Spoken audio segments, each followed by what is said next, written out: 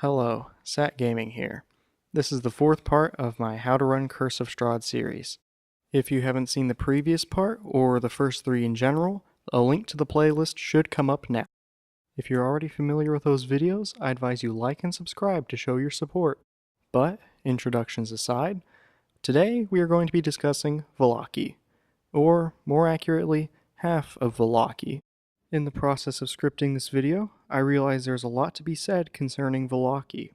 As such, I've decided to split Vallaki into two parts, one concerning the main story beats and the overarching plot, and the other concerning background noise and details. This video is going to go over what I consider to be the three major forces that move the 3-day-long encounter that is Vallaki forward, and just talking about the psychology of running Vallaki and all that whatnot. The first thing to be said for running Valachi is that it is a fairly difficult endeavor. There's a lot to memorize with Valachi, but there are certain ways to think about it in which can help you realize what needs to be prioritized and what some things are more important than other things.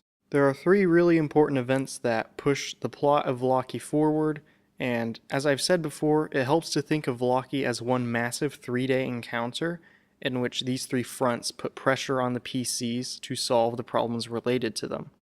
In theory, Irina and Ismark are taken to St. Andrew's Church, where Father Petrovich will tell them about the first of the major problems, that being that the bones of St. Andrew are missing, so the church is no longer perfectly consecrated ground. This means that Irina will not be safe from Strahd on church grounds like Ismark had hoped.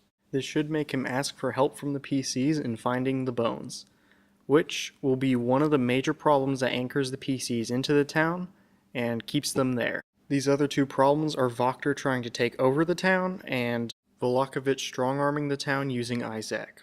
Again, these are the three most impending plot points to the PCs that exist within Vallaki, and I think the trifecta of these three things really are what drive the tension that the players feel while they're in Vallaki. These three things are also easily organized into a calendar of events that will happen if the PCs do not interfere with these things in any way. You can also expand this calendar further by coming up with what happened before the PCs entered the town. Now the players and even the characters can easily realize that they might be on a clock. For example, my PCs were talking to Ismark about the Festival of the Blazing Sun, and one of the characters had the realization that if Strahd was going to strike or do something malicious, that when everyone was gathered at the Festival of the Blazing Sun would be a perfect time to do so.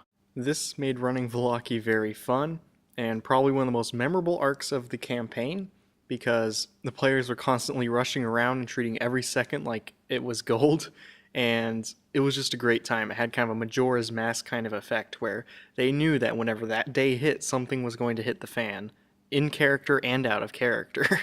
Speaking of the timeline and the days and chronology and all that whatnot, I'm going to lay out the calendar that I use in my game, and it doesn't deviate too much from canon, though I think I do flesh out exactly how Strahd knows about the bones of St. Andrew pretty well.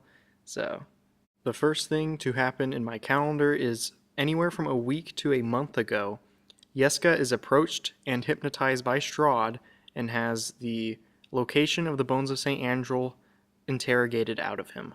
Between this time and when the bones are stolen, Strahd hires Vandervoort under his alias, and then Vandervoort hires Milivoy to steal the bones, which he does a day or two before the PCs arrive in town. Then, anytime after the PCs enter town and their resistance to the Wachters becomes known to Lady Wachter, she'll have Victor invite them to dinner at her place in an attempt to get them to void an alibi for that time period and then frame them for a crime. This is how I like to run Lady Wachter. She doesn't want a direct confrontation, but if the PCs do take one to her, she will fight back. I also made it to where Lady Wachter wasn't really pressuring them to come in and have dinner at a certain day, so that it wasn't really that much of a pressing concern to the party. I don't know if it was the right decision or not. I think it was, because I like the way it turned out. It turned out well.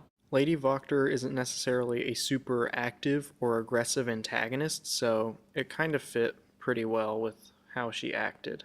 The morning of day 3, the PCs, Irina, and Ismark are all herded to the Festival of the Blazing Sun, which is being held at that time. The Burgomeister attempts to carry through with the festival, but it rains whenever he's about to light it. This causes him to throw a tantrum. It's laid out in the book exactly what happens, but essentially this ends with Valachi ordering Irina to be arrested. This is a problem because your PCs probably by now have seen evidence that Isaac covets Irina in an unwholesome way, and that he probably has some dark intentions. And him being the main arrester for Valachi, this causes a problem, to the point where the party will probably come to blows with Isaac in this moment. In the afternoon of that same day, on the day of the Festival of the Blazing Sun, under the influence of Lady Voctor and her remaining followers, if Voctor has been dealt with before this point, a mob gathers in front of the Valachi manor in order to torch it. I'd say that this is one of the rare events that cannot be interacted with or disturbed when it comes to this timeline, ignoring events that happened before the PCs were in town, of course. Lastly, the night after the Festival of the Blazing Sun, Strahd is going to launch the attack on the Church of St. Andrel. Once again, these are the events that will drive the plot of Vallaki forward. Your PCs will most likely be able to interact with these, and you should take into account how their actions affect this timeline and what happens, though some events are pretty much predestined to at least happen in some shape or form. To wrap things up, there's kind of some bullet points that I think I should mention that relate to the things I've been talking about in this video, but I just couldn't quite find a place to wedge them in among the rest of the stuff I was saying. So, lightning round, bullet point, tips, here we go. First of all, Victor should probably approach or shadow the PCs whenever they first enter town. This kind of makes Voctor's presence known and also gives them a decent NPC to interact with if they choose to do so. Second, Valachi seems very unhinged and blames absolutely everything on Strahd. At least this is how I ran him. I kind of channeled Alex Jones for this. If you don't know who that is, watch some of his videos and you'll get a decent idea of who I like to play Valachi as. Third, there's no floor plan for the Valachi manor inside the module, which I find extremely annoying and very questionable. So if you need that floor plan, which you're probably going to need it, find one online or draw one yourself to the specifications of the module. It's kind of weird because they usually have gridded floor plans of every other building that's somewhat important. Fourth, it might be a decent idea to flesh out a lieutenant of the guard that can step up whenever the likely occurrence that Isaac dies comes to pass. Fifth, releasing the vampires in Vandervoort's attic is listed as a fail condition for that quest in the module, but I wouldn't say that this necessarily means that this is going to end in your PC's TPKing, because 6 vampires is a lot to deal with, but their primary objective is to escape and get to St. Andrew's Church. So killing the PCs isn't really what they're trying to accomplish, and they probably won't just mindlessly attack the PCs. They're going to be trying to escape and get to St. Andrew's as their first and foremost objective, not really trying to drop or kill, at least in my opinion. Lastly, and most funly, after the PCs either foil or get involved in the attack at St. Andrew's Church, this should pretty solidly put them on Strahd's radar if they aren't already.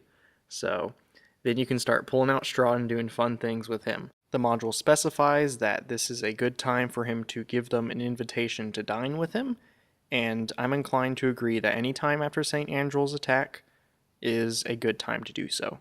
And I think that finally brings this video to a close. Now you see why I wanted to split this up into 2 parts. So, again, next time we're going to cover some B plots on Vallaki. Feel free to comment. I feel like most of the comments I get allow me to improve my content, so please do that. I consider it to be a very strong act of support. This has been Sat Gaming here. I hope y'all have a good one. Goodbye.